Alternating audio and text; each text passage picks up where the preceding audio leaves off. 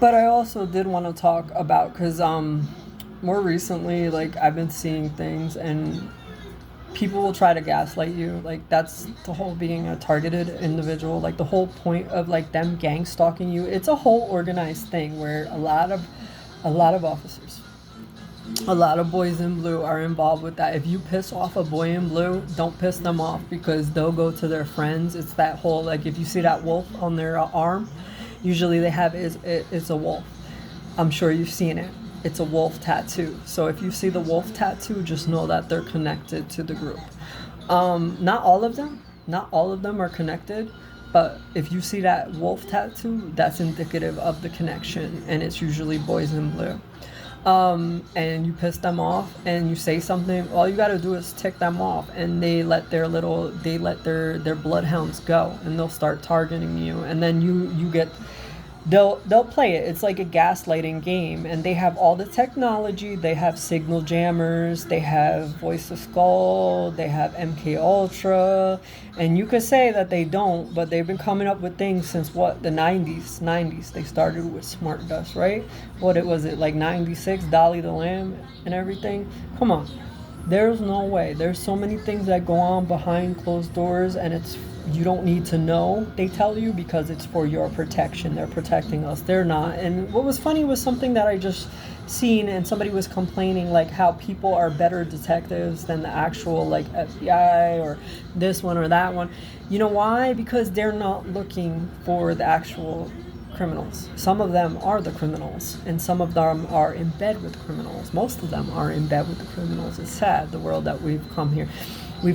Like, you see it here, Metro. This state is the most. This is Sodom and Gomorrah. This is a literal depiction of what Sodom and Gomorrah is, and the fact that it is falling is because it's turning to a pillar of salt. This whole place is disgusting. There's garbage everywhere. They don't take care of their own either. They don't care about the people here. What was I watching recently too? I was watching Mickey Mace. Have you ever seen him? He's really good at cards, and they watch his page. His name is Mickey Mace. He's a card shark, right? And his game is baccarat. He is banned from like a good amount of casinos, not because he was cheating, but because he was winning too much. And he'll show you like some of the like illegal shit that they do in the casinos. He said the one day he was like sitting playing, and he had like to where he could reach over and like touch his money at like 7 million right there, right? And the motherfuckers came, those fucking the security guards. Ooh, I can't stand the security guards out here, fucking rent-a-cops. They can't really do nothing, but they got like big egos and big chips on their shoulders, so they might as well just be a Metro. Might as well be Metro. They pushed him in so far, but did it like, so it's like casino. Like, remember that with the cattle prod scene? That shit, bro. They do not. He said one day he was like, he dipped, and it was like Ocean's 11. Like, he saw a car behind him. He had like, I think 4 million or something in the car. He said he had to take his winnings because it was the middle of the night, and he was like, he goes, oh, okay. He's like, yeah. He's like, I knew that they do like checks at this one place, so he had to like dip out real quick. But it was the people from the casino following him. This place is so fucking corrupt. It's horrible. It is horrible, man. Like, this whole city, and you wonder why like the city is falling. It starts with that lady. Like, did you ever see the mayor? That, I don't know who's the mayor now, but she's not doing much better. This whole city is shot out. I have never seen a more city in need of like, it just needs to be flushed down. I don't know. The people are not nice out here. Everybody's in everybody's pocket, and everybody's corruptible. Everybody's easy to turn. Like, they don't even look. A good majority. Don't get me wrong. There's nice people everywhere. You're gonna find nice people, and you're gonna find good people, and those are the people worth the world going on for. To be honest with you, even if it is just a handful of good people, they deserve better. But this state itself is just so corrupt. Like I said, everybody's in everybody's pockets. Like, they're doing a cleanup initiative. They don't care about anybody. They don't care about people. You could see like where I was at, how they treat people. They treat mentally handicapped. They treat physically disabled. They don't care. If you can't give them money, they don't care. They don't give a shit what you're doing. But so I did wanted to mention about like my spiritual gifts and how I get like my downloads, because what I was seeing was a lot of things, like with being a targeted individual, they gear up to smear your name, right? And to make you look incredible. Uh, so they'll gaslight you. They'll have friends come in. They'll pay people to surveillance you, monitor you. They'll pay people to harass you, just to irk you, like little things. It's like little things, like so that you're not sure if it's going on, and you second guess yourself. And it's easy to second guess yourself if you're not, if when a lot is going on like that. But yeah, so my gifts, right? So this was the thing, and like people have been trying to like paint a picture like she's out of her mind, insane. No, I am not out of my mind insane. I don't need to be institutionalized at all.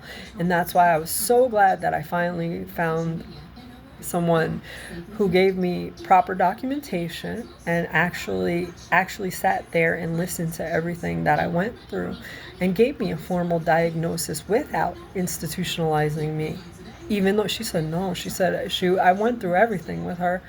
She said it's saying that technically, yeah, like anybody would that went through all that stuff would be, but no. So thank God for that. God will always put you in touch where you need to be. You have to just trust him, because at the end of the day, he will protect you from people that you need protecting from, because obviously it wasn't obvious. I don't have protection from those people in place that you say that they risk their life every day, and that's what it is. It's an ego thing. They don't some of them do, don't get me wrong. Some are good, and if that's the case, like you put your life on the line every day for people, fine. But the way I see it, they were more than willing to harass me, to do plenty of things. People, they've tried so many things to me. But the thing was, like, so they'll be like, so I was watching like about schizophrenia, right? And like how that is, and like that's the picture that they would try to paint, like it's a schizophrenic thing. It's not, because I see like the people that have it and what they're saying.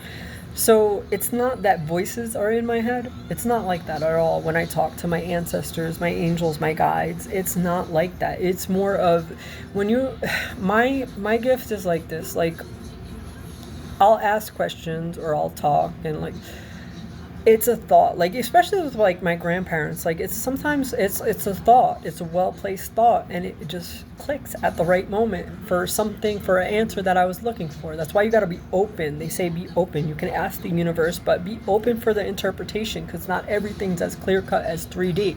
So it's not going to be a 3D interpretation all the time. Sometimes like I'm asking a question and like I'll look up and I'll see a word that in that one word it answers, or I'll look up, I'll see a word here, I'll look over here, I'll see another word, and it goes that way in like sentences. Or I'm very into gematria, so if numbers are my thing. So if I see numbers, I know I'm well aware of angel numbers and what they mean to me, and different interpretations. And that's the thing too, you got to understand, stop asking other people what your messages mean, because those are your messages. Don't get me wrong, there's a generalization, and yes, you have a collective consciousness, and that's that quantum particle thing, right? The particle dangling. But messages are individual for you. You're supposed to have a personal relationship with God, with source, with angels, with ancestors, with guides. You're supposed to be developing intuition. And see, this is the thing, when you're off just like on this computer all day long being influenced or an influencer, you're not always, sometimes you're meant to just listen and learn. Learn to listen and learn to listen to understand. Don't listen to speak back. And that's the problem. Everybody on here is just worried about making money, materialistic things, and like you lack authenticity because you're copying everybody else. You're not doing what you need to be doing either. So and on here, like with the Cash App stuff, even the situation I've currently been in, it's the same. Like people snub the people that stand and solicit, like on the street. You're soliciting on here. You're exactly doing the same exact thing, soliciting on here. When you're sitting there just begging for money, or all you care about is like views and money, and it's so stupid. Like people are like basically jumping through hoops. I was okay with like monetizing this, and it probably should have been monetized for me by now.